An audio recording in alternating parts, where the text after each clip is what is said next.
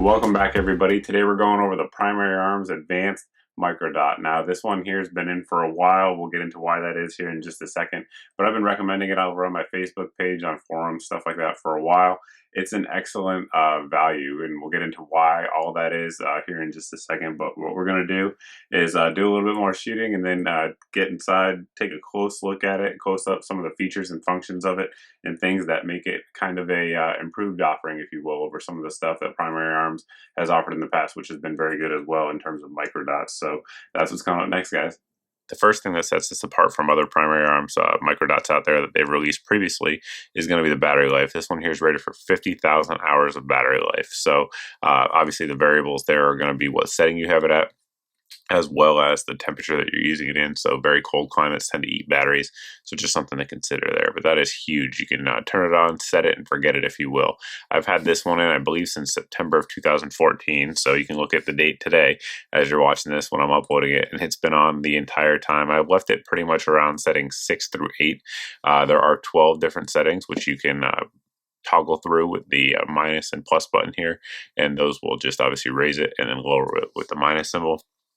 So mine's been on the whole time. Actually, the first time I just turned it off was right before shooting this video, just to test and make sure it actually works and actually turns off as you're supposed to. So while I haven't had it on 50,000 hours at all, we've had it on for a long time, and so far, battery life's been very impressive. I just briefly alluded to them, but the controls on this are very simple. To turn it off, basically, you're just going to hold both of those plus and minus symbol, and it'll go right off. Just press and hold. To turn it on, just hit the plus button. It'll come back to where it was previously set at. Now, there's 12 settings, like we said. Number 1 and 2 are compatible with night vision optics, and they won't burn out your night vision, so you can go ahead and put whatever you want behind it and run it like that. You can't see it. They're not visible to the naked eye, but with the night vision optics, it shows up quite well. It's plenty daylight, bright. That's something that a lot of people were asking me about. Like I said, I've had it on settings basically 6 through 8 the entire time. Even out there in the bright sunlight, we've kept it right around 8, maybe 7 sometimes. But certain people I know are going to want a little bit more brightness. You can bump it up, but with any red dot, you're going to get a little bit of edge blur if you bump it up too high. So it's just something to keep in mind there. And obviously, you're going to drain your battery a little bit faster as well. So those are the settings in terms of the brightness. We also have our windage and our elevation knobs here. You can turn those. They're very simple and intuitive to actually show you which way you turn it. It's right on there in case you forget. The optic is nitrogen purged and O-ring sealed. You can see one of those O-rings on the outside right here over the battery compartment. So it is water submersible. I don't know if you'd want to go scuba diving with it, but if you're out in the rain hunting or something like that, you'll be just fine with it. You're not going to have any issues there. To note, on the outside of the optic, it is black hard anodized. I believe it's type 3 hard anodizing, so very durable stuff. Same kind of stuff you're going to find on your AR-15 lower receiver. As we see here, we've had the removable base right next to it the whole time, so it does come with that. And it also is threaded there, so you can, if you want to not use the base, you can use the screws that come with it and mount it on pretty much any Aimpoint Micro style mount out there. We've been using several throughout the video. We've had the Scalar Works when we had it on the ARs, and obviously we had it on the AKs as well with a couple different handguard mounts, but really there are just a ton of different mounts out there. Throw lever mounts, you can mount them to ACOGs, all different types of options out there since it accepts that Aimpoint mount. We're going to step outside here in just a second and take a look at that 2 MOA dot. But one thing I want to point out while we're inside is the very gold profile emitter. Now, some of the earlier Primary Arms optics that I have, the microdots have very large emitters that made it problematic for co-witnessing, particularly if you're using it on AKs for what it's worth. On this one, the emitter right there is super low profile. Actually, you can almost not see it when you look through it. If you didn't know it was there, you probably wouldn't notice it in all reality. So super low profile, gives you a good lower 1/3 co-witness on a variety of different mounting options. One thing folks are always going to be concerned with, in addition to co-witness and mounting options, is going to be weight. So we'll show you what this sucker here weighs. Keep in mind there is a battery in there. 3.11 ounces. Now we'll throw everything on there and let you know what the actual weight would be if you wanted to use the factory mounting option with the screws and everything. Just over 3.9 ounces. Hopefully the camera's picking it up. What I'm trying to show here is that the dot is pretty crisp. So even with the camera lens having to do the focus, if we zoom in here, you can see it's pretty crisp. There's a slight line to it, kind of like what you'd see on an Aimpoint T1 when you really zoom in like that. But a normal shooting, we're really kind of, this is what you're going to see. It's really imperceivable. I suppose the thing we haven't covered so far that's pretty important to most folks is going to be price. It's important to myself as well, obviously.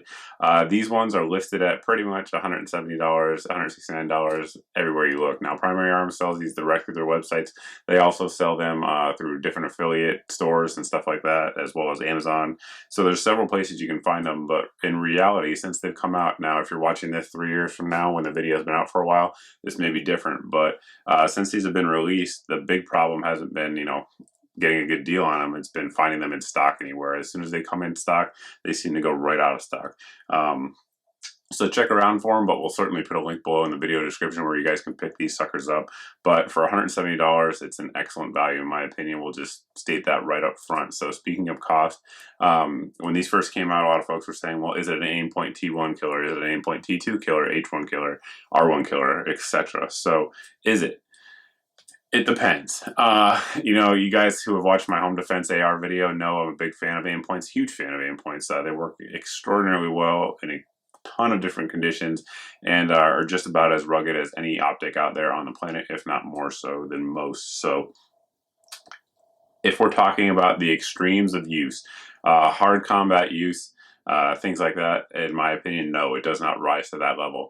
The optical clarity is really pretty darn close to what you're going to get with the T1 and H1. The T2 is definitely a step up. I haven't handled the H2 yet, so I can't comment on that. But to think that you could get something in terms of optical performance anyway, that's pretty close to a T1 for $170 is impressive. The battery life, again, is going to be very close to what you're going to get with an aim point, if not the same. It just kind of depends, again, on the conditions that you're using it in, like we talked about earlier. So that's huge. To be able to put something on a rifle and just set it and forget it is huge, because I mean, just think about if you're using this in a home defense scenario, you pick your rifle up, you don't always have time to turn your optics on, you don't always have the wherewithal to turn your optics on. We all think that in a moment of stress we would have that. Now the reality is most of us don't know, because we haven't been put there, and stress does funny things to folks. So to me, that's one of the huge reasons I like aim point optics on home defense rifles, is the fact that you just leave them on and they're always on. So this has that same capability, which is huge. So all in all, does it kill the aim points, if you will? The answer is it depends. It depends what you're looking for out of it. If you don't have the money for an aim point, then yeah, it's a really good option to look at. It performs very well. The 2 MOA dot gives you the ability to shoot it out at very far, particularly when you mount it up with a magnifier, which it works well with. So I think that's pretty much it. If you guys have any questions about this sucker, anything I didn't cover here, by all means post below in the comment section. You can also post over at my Facebook page as always. But thanks for watching, guys. Thanks for subscribing, and I hope to see you in the next video.